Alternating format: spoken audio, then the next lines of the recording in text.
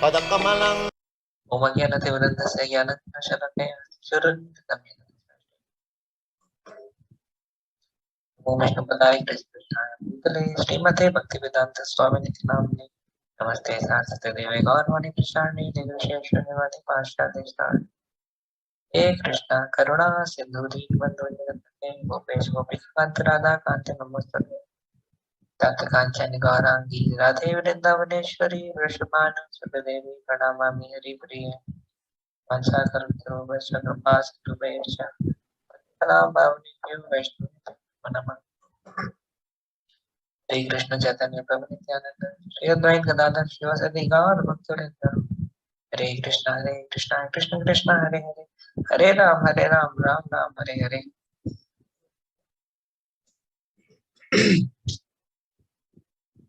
हरे कृष्ण। तो आप सभी का बहुत बहुत धन्यवाद इस क्लास में आने के लिए और रत्नभूषण प्रभु को स्पेशल थैंक्स मुझे इनवाइट करने के लिए। तो हम अगले 30 मिनट में प्रयास करेंगे कि हम कुछ ऐसी कुछ चर्चा करें जिससे हम सभी कृष्ण के एक कदम पास पहुंच पाए। आज जो हम सेकंड चैप्टर के 40th वर्स के बारे में चर्चा करेंगे 2.40 का क्या नाम है गीता का सार।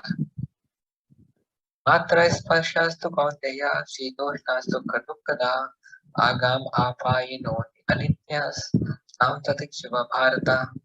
गोपाल जी लिखते हैं ट्रांसलेशन। हे कुंती पुत्र, किससे बोल रहे हैं? कृष्ण अर्जुन से बोल रहे हैं। हे कुंती पुत्र, सुख तथा दुख का क्षणिक उदय तथा कालक्रम उनका अंतर्धान होना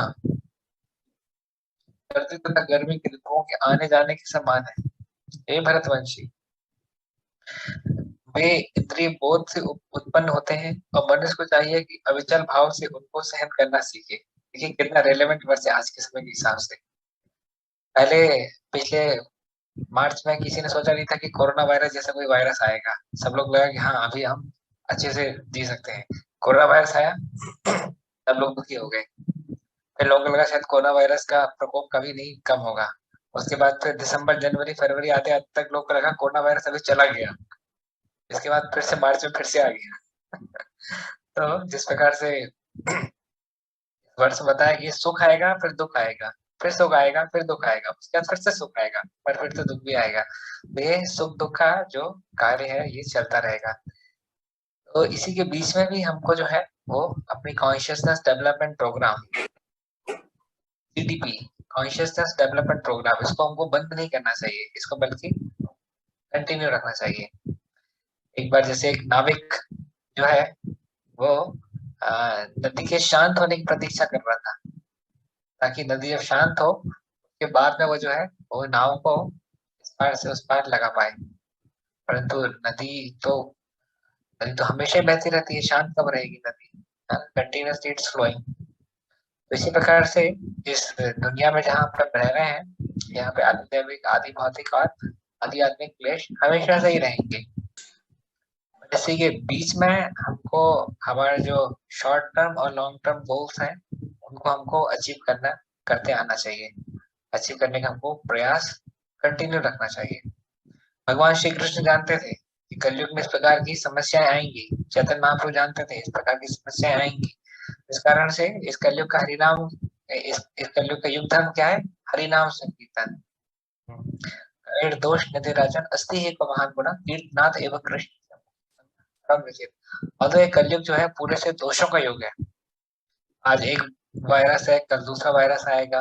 हो सकता है कभी इंडिया पाकिस्तान के बीच में वॉर ही डिक्लेयर हो जाए, इंडिया चाइना के बीच में वॉर ही डिक्लेयर हो जाए, कुछ भी हो सकता है। तो ये पूरा वर्ल्ड जो है, this world is the world of unpredictable situations. कारण से व्यक्ति किसी भी स्थिति में रहे, एटलीस्ट अगर वो हरिनाम रूपी छाता पकड़ा हुआ है, हरे कृष्ण कृष्ण कृष्ण हरे हरे, हरे राम राम हरे हरे, हरे कृष्ण महामंत्र अगर पकड़ा हुआ है तो वो जो ऊपर आसमान से जो एसिड ट्रेन हो रही है उससे हमको बचा पाएगा। The umbrella of holy name will protect us from the acid rain. Three modes of material nature, प्रकृति के जो 3 गुण है, ये हमेशा ही व्यक्ति को उलझाते रहते हैं। इन 3 गुणों से ऊपर उठना जरूरी है। उससे पहले 2 गुणों से ऊपर उठना जरूरी है। कौन से? रजो और तमो, रजस और तमस से ऊपर उठना जरूरी है, ताकि व्यक्ति जो है गुण में आ पाए, क्लियरली सोच पाए, क्लियरली देख पाए। तो स्थितियां कभी भी आसान नहीं रहेंगी, हमेशा अलग अलग प्रकार की समस्याएं बनी रहेंगी। मैं मुगलों का राज्य था भारत देश में, लोग सोचते थे शायद मुगल से जब हम आजाद हो जाएंगे तो हम सुखी हो जाएंगे। मुगलों से राज्य गया, अंग्रेजों ने राज्य करना शुरू कर दिया 1945, हाँ 1945 में। लोगों को लगा कि हाँ ठीक है, अभी स्थिति सुधरेगी। आप देखेंगे कि स्थिति जो है, हमारा मन जो है प्रपोज करता है कि स्थिति अभी सुधरेगी, पर स्थिति सुधरने के बाद फिर से बिगड़ जाती है। हाँ, समस्याएं, समस्या वर्ड एक कॉमन रहता है, उसकी वैरायटी चेंज होती चली जाती है। राइट। तो इस कारण से जरूरी है कि हम इस भौतिक जगत के रियल नेचर को हम आइडेंटिफाई करें, ताकि हम उसके हिसाब से हम कार्य कर पाए। पुस्तक जहाँ होती है उसको बोलते हैं पुस्तकालय, हिम जहाँ होती है, बर्फ जहाँ होती है उसको बोलते हैं हिमालय। इसीलिए इस भौतिक जगत को दुखालय बोला गया, क्योंकि हमें दुख ही दुख है। ये एक हमारा एक स्पिरिचुअलिस्ट पे एक नेगेटिव व्यू नहीं रहता है, नेगेटिव व्यू पॉइंट से नहीं देता, बल्कि वो एक रियलिटी को एक्सेप्ट करते हुए आगे एक सकारात्मक दृष्टिकोण से अपनी ऊर्जा, अपनी एनर्जी जो है वो भगवान को समझने में, भगवान की चर्चा करने में, भगवान के बारे में दिव्य ज्ञान को बांटने में, खर्च करने में विश्वास रखता है। सो ये एक डिफरेंस है। So it's not that the spiritualist is living with a negative mindset, but he's trying to focus his all the energy in understanding, receiving, propagating greater consciousness. ये चीज हमको समझना पड़ेगी। रिपोर्ट पढ़ते हैं तात्पर्य में, जी लिखते हैं, कर्तव्य निर्वाह करते हुए मनुष्य को सुख तथा दुख के क्षणिक आने जाने को सहन करने का अभ्यास करना चाहिए। वैदिक आदेशानुसार मनुष्य को माघ, जनवरी फरवरी के मास में भी प्रातः काल स्नान करना चाहिए। ऐसा क्यों लिखा शिल प्रभुपाद ने? क्योंकि ठंडी के टाइम पे, सुबह के टाइम पे कोई उठना नहीं चाहता है, सबको लगता है तो ठंडी है, सो जाते हैं, दो कंबल डाल करके सो जाते हैं। शिल प्रभुपाद ने लिखा है कि नहीं, तक हम कुछ ऑस्टेरिटी नहीं अपने जीवन में अपनाएंगे, हमको सफलता मिलना मुश्किल है। भौतिक भौतिक जीवन में भी हम देखेंगे कि जब तक व्यक्ति प्राइस पे नहीं करता उसको सफलता नहीं मिलती है। Process must be followed, price must be paid, otherwise not possible.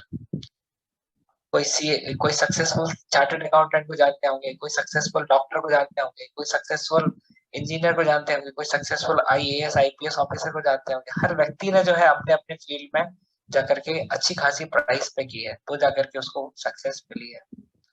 तो प्रभुपाद जी लिखते भी हैं परपोर्ट में, क्या लिखते हैं? Success is guaranteed for a rigid practitioner. अगर हम रिजिड प्रैक्टिशनर हैं तो हमको भी सक्सेस मिलेगी ही मिलेगी। रिजिड प्रैक्टिशनर हम बनेंगे कैसे? उसके लिए हमको बेसिकली पहले तो क्लैरिटी चाहिए, क्लैरिटी ऑफ अंडरस्टैंडिंग। इसके लिए हमारे बताते हैं कि संबंध ज्ञान हमारा जितना क्लियर होगा, उतना अच्छे से हम अभिधेय में सिचुएटेड होंगे। जितना अच्छा हमारा संबंध ज्ञान होगा, हम क्या है, भगवान क्या है, हमारी भगवान से कनेक्टिविटी क्या है, ये संबंध ज्ञान हमको आगे जाके हमको फैसिलिटेट करेगा कैसे हम भगवान की सेवाओं में अपने आप को संलग्न कर पाए। करेक्ट।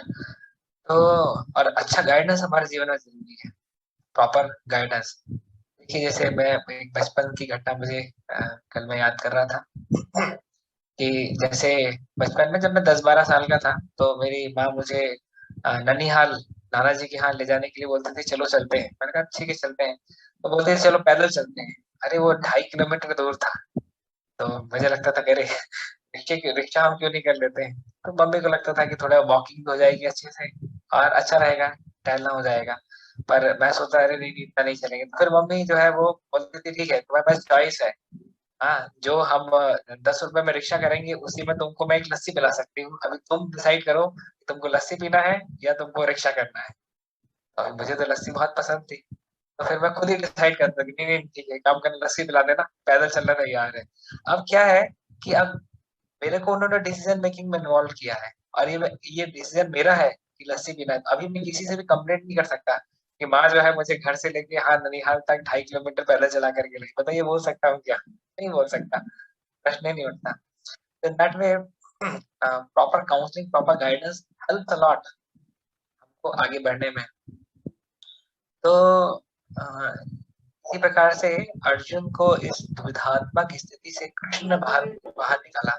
परीक्षित महाराज जिनकी मृत्यु 7 दिन के अंदर ही होने वाली थी, उनको ऐसी दुविधात्मक स्थिति से सुखदेव गोस्वामी ने बाहर निकाला। तो हमारे जीवन के कृष्ण, हमारे जीवन के सुखदेव गोस्वामी कहाँ है, ये हमको सोचना चाहिए। तो प्रभुपाद जी की पुस्तकें से हमको गाइडेंस मिलता है, पर प्रैक्टिकल गाइडेंस भी मिलने के लिए हमारे पास में अगर कोई अच्छे भक्तों का सानिध्य है जिनकी अंडरस्टैंडिंग सत्य को लेकर के क्लियर है, तो वो हम हमारी हमारी अंडरस्टैंडिंग को भी क्लियर करने में हमारी मदद करेंगे। दूसरा, एक संबंध ज्ञान का एक अच्छा एग्जांपल मैं देना चाहूंगा कि किस हिसाब से जब हमारी अंडरस्टैंडिंग क्लियर रहेगी भगवत गीता के सिद्धांतों को लेकर के, इससे हमको बहुत बहुत मदद मिलेगी अपने आप को भगवान की दिव्य सेवाओं में अपने आप को संलग्न करने के लिए। क्योंकि देखिए, the whole world is looking for profit, whole world is looking कैसे वो बेनिफिशियरी है कि नहीं है। थोड़ा सा एग्जांपल दूंगा कॉलेज लाइफ से। एक बार जैसे हम लोग जब एनआईटी भोपाल में थे, तो हम लोग गन्ने का रस पीने के लिए जाते थे। तो एक बार गन्ने के ठेले में पहुंचे, दो मित्र थे। एक गिलास मैंने मांगा, गन्ने वाले ने दिया। दूसरा गिलास मैंने फिर से मैंने मांगा, क्यों? क्योंकि गन्ने का रस बहुत अच्छा था, जूस वॉज टेस्टी। वो क्या बोलता है, अरे एक बार में डिसाइड नहीं करते आता कि कितना गिलास चाहिए, एक एक करके निकलवा रहे हो। मैं लगा, अरे ऐसा क्यों बोल रहा है? अच्छा अच्छा लगा इसलिए तो दोबारा लिया। तो दिया उसने निकाल करके। फिर दो जब मैंने दूसरा गिलास लिया तो मेरे मित्र को समझ में आ गया कि अच्छा गन्ने का रस टेस्टी है, उसको भी लेना चाहिए। तो उसने भी बोला कि एक गिलास एक काम करो, हमारे लिए भी निकाल दो। वो गन्ने के ठेला वाला बोलता है, अरे आप लोग कैसा करते हो, एक एक करके बता दो, एक बार में बता दियो, एक बार में क्यों नहीं बताते, मैं एक बार में पूरा निकाल लेता। अरे भाई ऐसा क्यों हो रहा है, पैसा देंगे ना तुमको। तो उसके बाद उसको बहुत अच्छा लगा, तो उसने कहा कि एक गिलास और हमारे लिए भी निकाल दो। तो बोलते हैं, तुम लोग का दिमाग है कि नहीं है बताओ। एक एक करके 4 बार गन्ने का जूस निकलवा लिया। हमको समझ नहीं आते चिड़चिड़ा क्यों रहा है बेसिकली। हाँ। उसके बाद में जब तक उसका ग्लास खत्म होता, जब तक जो है हमने देखा कि हाँ अंदर और अंदर कोई दुकान से जो है उस गन्ने के ठेले का ओरिजिनल मालिक जो है वो आता है, बोलता है हाँ आज का हिसाब कितना हुआ। तो हमको समझ में आया कि अच्छा इसकी चिड़चिड़ाहट का रीजन क्या है, क्यों? क्योंकि उसका तो पेमेंट निश्चित है, जो भी उसको 200 रुपए 300 रुपए एक दिन का मिलना है वो तो निश्चित है, चाहे कम जूस जाए कि ज्यादा जूस जाए। तो इस कारण से वो एक एक गिलास में जुड़ा हुआ प्रॉफिट नहीं देख पा रहा है। करेक्ट। और वो उसका बेनिफिशियरी जो है वो जो ओनर है उस शॉप का वो है। कुछ दिन बाद हम एक दूसरे ठेले पे गए और वहां पर भी हम 2-3 लोग थे, और मैंने एक गिलास जूस मांगा, उसने दिया। और जैसे ही मैंने कहा तुम्हारा जूस तो बढ़िया है, एक गिलास और निकालो, तो बोला क्या बात है साहब, बढ़िया, अभी मैं आपको जो है वो थोड़ा सा नींबू डाल करके भी दूंगा ताकि आपको अच्छा लगे। और जब मुझे देख करके मेरे दो दोस्तों ने कहा हमारे लिए भी एक गिलास निकाल दो, वो तो और प्रसन्न हो गया। और फिर जब उन्होंने भी एक एक गिलास और मांगा तो उन्होंने कहा अभी एक काम करता हूँ, मैं आपको पुदीना भी मिला करके दूंगा उसमें ताकि आपको और स्वाद आए। तो एक एक ग्लास मांगने से इसका उत्साह बढ़ता चला जा रहा था, जबकि पहले वाले का दिमाग खराब होता चला जा रहा था। तो जिस प्रकार से दूसरा व्यक्ति पैसे से रिलेट कर पा रहा था, इस कारण से उसको बार बार मशीन चलाने में कोई कष्ट नहीं था, उसके लिए वो सुख का स्रोत बन गया, है ना? कैसे कस्टमर को पसंद आया हमारा प्रोडक्ट, तो ही वॉज एक्साइटेड। तो जिस मात्रा में हम भगवान से जुड़ी हुई गतिविधियों को, सेवाओं को, साधना को देख पाते हैं, उसी मात्रा में हम उत्साह के साथ में भगवान की सेवाओं में अपने आप को संलग्न करने का प्रयास करते हैं। करेक्ट। एग्जाम्पल, मैं जब छोटा था तो मुझे पढ़ने में ज्यादा मन नहीं लगता था। क्यों? क्योंकि मैं किसके लिए पढ़ता था? मैं अपने पिताजी के लिए पढ़ता था, क्योंकि अगर रिपोर्ट कार्ड अगर लाल लाल से रहेगा, मतलब फेल अगर हो जाऊंगा सब्जेक्ट में, तो पिताजी डांटेंगे, तो उनके लिए मैं पढ़ता था, पास होने लायक पढ़ लेता था। आपको मालूम है मैंने 5वीं क्लास में मात्र 58% बने, 58%। तो मात्र 58% बने थे, और वो रिपोर्ट कार्ड आने के बाद में मैं यही बस सोचता रहता था कि कहीं किसी की रिश्तेदारी में जाऊं तो कोई मेरे से भी पूछता, ये ना पूछती कि आपके परसेंटेज कितने आए, इस बुक से बताऊंगा कि 58% बने हैं। हाँ, तो क्यों ऐसा हुआ था, क्योंकि फोर्थ क्लास तक मेरी मदर मुझे पढ़ाती थी, और उसके बाद फिर उसने पढ़ाना बंद कर दिया था। तो पहली बार फिफ्थ क्लास में पढ़ा तो वो परसेंटेज एकदम डाउन हो गया। इसके बाद में six class, seventh class, eighth class, ninth class में पढ़ा, एवरेज पढ़ लेता था, 60-65% बना लेता था। क्यों? क्योंकि पिताजी के लिए पढ़ता था। वो बोलते थे, अरे तुम्हारे नंबर आने चाहिए, और ऐसा उनके लिए पढ़ता था। मैंने खुद के लिए कब पढ़ाई की? जब ट्वेल्थ क्लास के साथ में, जब मेरा ईयर ट्रिपल में सिलेक्शन नहीं हुआ। हाँ, जब मेरी 10,000 से ज्यादा रैंक आई, स्टेट रैंक 10,000 क्रॉस कर दी, और कोई भी अच्छा कॉलेज नहीं मिल रहा था मुझे।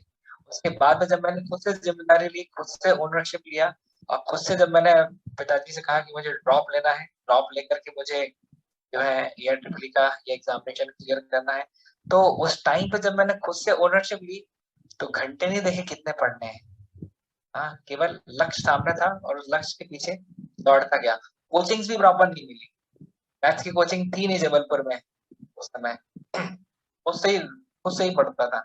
परंतु अभी लक्ष्य क्लियर था, और जानता था कि इस एग्जामिनेशन को मैंने क्रैक कर लिया तो मेरा जीवन जो है सवर जाएगा। नहीं क्रैक कर पाया तो बस फिर पिताजी की दुकान में, कपड़े की दुकान में, साथ में दोनों पिता पुत्र और साड़ियां ही खड़ी करते नजर आएंगे। तो so that way it was quite clear कि इस उद्देश्य से हम आगे बढ़ रहे हैं। तो कई कई बार अभी अभी मदर को बोलना पड़ता था कि अरे बहुत बहुत देर तक तुमने पढ़ाई कर लिया, अभी तो सो जाओ। मैं कहता हाँ, बस आधा घंटा और पढ़ लूं, उसके बाद मैं सो जाऊंगा। तो अभी जिम्मेदारी पढ़ाई की मैंने खुद से उठा ली है। करेक्ट। मदर को कंसर्न है कि लड़के की तबीयत खराब ना हो जाए, तो उसको थोड़ा देर चलिए इतना मत पढ़। कोई नहीं गया, ना पार्टी में गया, ना कोई शादी में गया, ना किसी के बर्थडे में, कहीं नहीं गया। क्यों? अभी खुद से मैंने अपनी जिम्मेदारी ले ली पढ़ाई की। इससे पहले लोगों को मुझे पढ़ाने के लिए बैठाना पड़ता था, अभी मैं खुद पढ़ने के लिए बैठ चुका हूँ। हाँ, 1 साल तक इस प्रकार से पूरी जिम्मेदारी के साथ में पढ़ाई की। बोलते हैं जिम्मेदारी दी नहीं जाती, जिम्मेदारी ली जाती है। जब आप किसी को जिम्मेदारी देते हो और उसने नहीं ली, तो वो गिरा देता है उसको। खुद से अगर उसकी जिम्मेदारी लेता है तो दैट इज ग्लोरियस। उसके बाद में 1 साल बाद में जब एआई ट्रिपल की एग्जामिनेशन दिया, तो देखा कि इस प्रकार से जो 5 डिजिट रैंक थी, उसको थ्री डिजिट रैंक में वो कन्वर्ट हो गई। स्टेट रैंक 433 क्रैक करते हुए एआई ट्रिपल में 433 स्टेट रैंक लगाते हुए एनआईटी भोपाल में एडमिशन लिया, इलेक्ट्रिकल इंजीनियरिंग में प्रवेश किया। अब समझ सकते हैं, to convert a 5 digit rank into a 3 digit rank must have been a herculean task. कैसे संभव हुआ? क्योंकि अभी संबंध ज्ञान क्लियर है। संबंध ज्ञान क्लियर है कि अगर पढ़ लिया तो समझ जाएगा जीवन, नहीं पढ़ा तो फिर कष्टमय रहेगा। इसी प्रकार से जब भगवान की भक्ति को लेकर के हमारा संबंध ज्ञान क्लियर हो जाता है कि क्या हमको मिलने वाला है, हरे कृष्ण महामंत्र हमको क्या मिलने वाला है बेसिकली। हाँ, भगवान के अर्च विग्रह की सेवा से हमको क्या मिलने वाला है, भगवान के पुस्तक वितरण से हमको क्या मिलने वाला है, भगवान की भगवत गीता श्रीमद् भागवतम पढ़ने से हमको क्या मिलने वाला है, वैष्णव सेवा से हमको क्या मिलने वाला है। ये अगर संबंध ज्ञान क्लियर रहेगा, तो हमको किसी को बोलना नहीं पड़ेगा, बल्कि व्यक्ति स्वतः ही जो अपने आप को इन चीजों में संलग्न करना शुरू कर देगा। इसलिए श्रील प्रभुपाद के ये भक्ति विधान तात्पर्य बहुत इंपॉर्टेंट है। इससे हमारे अंदर डिस्क्रिमिनेशन पैदा होता है, क्या सही है और क्या गलत है। डिस्क्रिमिनेशन ही नहीं है हमारे जीवन में, तो फिर बेसिकली हाँ, तमो गुण में पहुंच गए ना। We need to we should be able to discriminate between right and wrong. या भीड़ वाली जगह में जा रहे हैं, हाँ, और मास्क भी नहीं पहने हैं, और उसके बाद कोरोना वायरस हमको हो जाता है, उसके बाद हम दोस्त किसी दूसरे को देते हैं, ये हमारी मूर्खता है। we should be able to discriminate between right and wrong। देखिए, अगर भारत के सभी लोग गुडनेस में होते हैं और स्ट्रिक्टली कोरोना लॉकडाउन को इनिशियली पालन करते हैं, तो कोरोना वायरस इस प्रकार से स्प्रेड ही नहीं हो पाता। करेक्ट। क्योंकि लोग तमोगुण में है, गवर्नमेंट की गाइडलाइंस का पालन भी नहीं करते हैं, इस चक्कर में फैलता चला जा रहा है। इसके बदले में इतनी जान जा रही है आज भारत में। हाँ, इतना ज्यादा वाइड स्प्रेड हो चुका है। क्यों? Because of the negligence of people. Negligence किसका लक्षण है? तमोगुण का लक्षण है। सभी लोग अगर तमोगुण में रहेंगे तो स्थिति हमेशा ही खराब रहेगी। इसलिए भगवत गीता का नॉलेज इज इम्पोर्टेंट। सभी लोग अगर सत्वगुण में रहेंगे तो people will accept responsibility, people will be responsible. हम जो है डट करके समस्याओं का सामना कर पाएंगे। तो इसलिए this knowledge is very important. इस तात्पर्य को कंप्लीट करते हैं। कुछ समय अत्यधिक ठंड पड़ती है, किंतु जो धार्मिक नियमों का पालन करने वाला है वह स्नान करने में तनिक सी झिझकता नहीं। इस प्रकार एक गृहिणी भीषण से भीषण गर्मी की ऋतु में मई जून के महीने में भोजन पकाने में हिचकिचाती नहीं। जलवायु संबंधी असुविधाएं होते हुए भी मनुष्य को अपना कर्तव्य निभाना होता है। इसी प्रकार युद्ध करना क्षत्रिय का धर्म है, अतः उसे अपने किसी मित्र या परिजन से भी युद्ध करना पड़े तो उसे अपने धर्म से विचलित नहीं होना चाहिए। मनुष्य को ज्ञान प्राप्त करने के लिए धर्म के विधि विधान पालन करने होते हैं, क्योंकि ज्ञान तथा भक्ति से ही मनुष्य अपने आप को माया के बंधन से छुड़ा सकता है। अर्जुन को जिन दो नामों से संबोधित किया गया है वे भी महत्वपूर्ण है। कौन्तेय कहकर संबोधित करने से यह प्रकट होता है कि वह अपनी माता की ओर मातृकुल से संबंधित है, और भारत कहने से उसके पिता की ओर पितृकुल से संबंध प्रकट होता है। दोनों ओर से उसको महान विरासत प्राप्त है। विरासत प्राप्त होने के फलस्वरूप कर्तव्य निर्वाह का उत्तरदायित्व आ पड़ा है, अतः अर्जुन युद्ध से विमुख नहीं हो सकता। बढ़िया तात्पर्य है।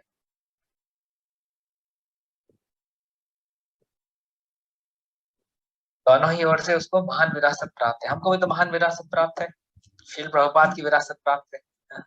इस्कॉन से हम जुड़े हुए हैं, शील प्रभुपाद ने हमको गोद लिया हुआ है, हमको विरासत दी हुई है, तो इस माध्यम से हमको इसका पूरा लाभ उठाना चाहिए। तो ठीक है, अभी 7 मिनट बचे हुए हैं, हम कुछ क्वेश्चन आंसर्स ले सकते हैं। 7 मिनट के बाद में मीटिंग बंद हो जाएगी।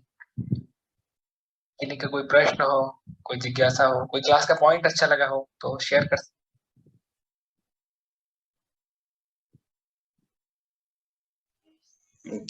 गन्ना का जूस का जो बहुत अच्छा आपका रियलाइजेशन। हाँ, संबंध ज्ञान के लिए बहुत अच्छा उदाहरण है, रियली। संबंध ज्ञान काफी क्लियर हो जाता है इस एग्जाम्पल से।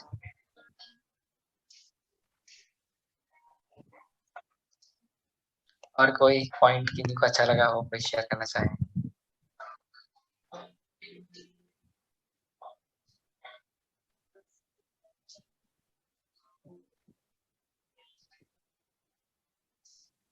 प्रभु जी, आप एनआईटी भोपाल से इस्कॉन में कैसे आए, कुछ ब्रीफ स्टोरी शेयर करेंगे? क्यों, डिटेल में बात करूंगा। मेरा एक इंटरव्यू है, अभी हरे कृष्णा टीवी ने लिया है, एक मुलाकात कृष्ण भक्त के साथ। मैं पूरा डिटेल इंटरव्यू है, आप पूरा डिटेल इंटरव्यू देख सकते हैं। यूट्यूब में केवल टाइप कीजिएगा एक मुलाकात कृष्ण भक्त के साथ ब्रजेंद्र कृष्णदास, बस मिल जाएगा आपको वीडियो। उसमें काफी अच्छे से इसमें पूरा शेयर किया। एक बार 2 साल पहले वीडियो बनाया था, माँ बाप या भगवान, अभी उसके 2 लाख व्यूज हो चुके हैं। तो वो भी लाइक करेंगे आप यूट्यूब में, माँ बाप या भगवान, तो उसमें मेरी पिक्चर के साथ में आपको वीडियो दिख जाएगा। वो शॉर्ट वीडियो 17 मिनट का है, और ये हरे कृष्णा टीवी का थोड़ा लंबा है, करीब 1 घंटे का इंटरव्यू है पूरा। तो बहुत खोद खोद के सवाल पूछे गए हैं, मजा आएगा आप सुनेंगे तो।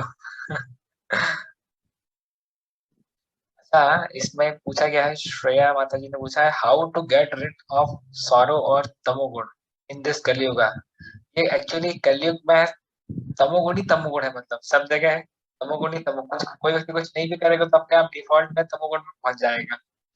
तो इसके लिए दो हमारे पास में दो स्ट्रॉन्ग वेपन्स जो तमोगुण से अपने आप को ऊपर लाने के लिए है। एक तो वो है हरे कृष्ण महामंत्र का ध्यान पूर्वक जप। ये ध्यान पूर्वक अंडरलाइन किया जाए, क्योंकि जब तो बहुत लोग करते हैं, पर ध्यान पूर्वक जप करने वाले लोग परसेंटेज में नहीं है, नंबर में है। आप नहीं बोल सकते कि 0.01% लोग जो हैं पृथ्वी पे वो ध्यान पूर्वक जप करते हैं, नहीं, ये परसेंटेज में बात ही नहीं कर सकते।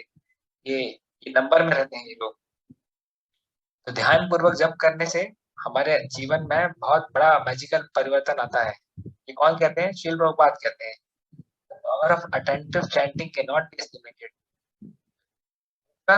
हमको श्रीमद् भगवत गीता भागवतम पढ़ना चाहिए। इससे क्या होता है कि इससे दो कार्य होते हैं, एक तो हमारे इंटेलिजेंस को नरिशमेंट मिलता है, इंटेलिजेंस को पोषण मिलता है, और साथ ही साथ में हमको जो है हमारा प्यूरिफिकेशन भी होता है पढ़ते टाइम पे। दोनों चीजें होती हैं, intelligence is getting purified at the same time हमारा soul is also getting purified. Intelligence is getting nourished, soul is getting purified.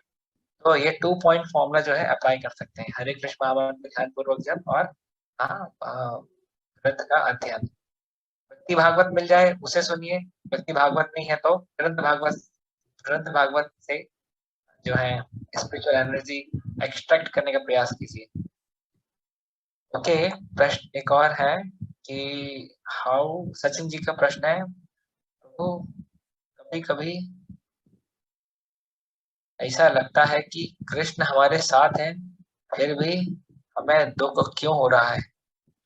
देखिए, कृष्ण तो हमारे साथ है कि नहीं मालूम नहीं, पर पांडवों के साथ जरूर थे।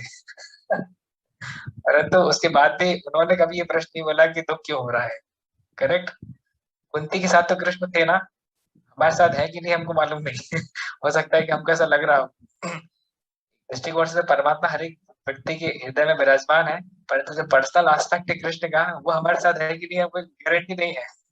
परंतु पांडवों के साथ तो थे, इतना हम लोग जानते हैं। और उसके बाद भी ये प्रश्न उनके जीवन में नहीं था, क्योंकि वो लोग जानते थे कि ये भौतिक जगत है, इसमें हमारे ही कर्मों के हिसाब से हमको जो है फल मिलता है, और हमको अभी हमारी चेतना को उठा करके ऐसे कर्म करने हैं जो आगे जाकर के बंधन का नहीं बल्कि मुक्ति का कारण बनेंगे।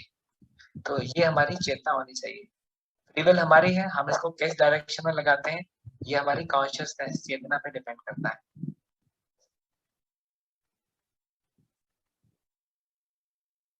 ओके, और कोई प्रश्न है क्या?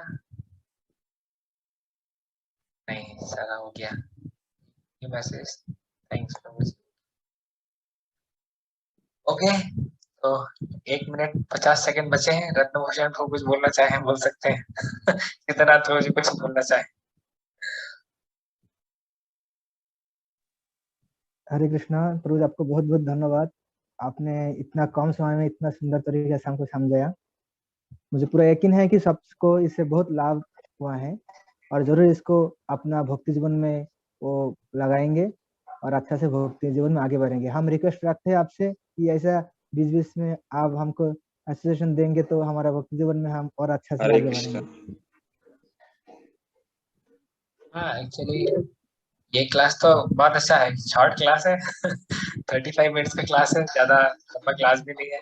अच्छा है, शॉर्ट एंड स्वीट क्लास है, इसको हम आगे भी कंटिन्यू कर सकते हैं। ठीक है, तो आज की क्लास को यहीं पर विराम देते हैं।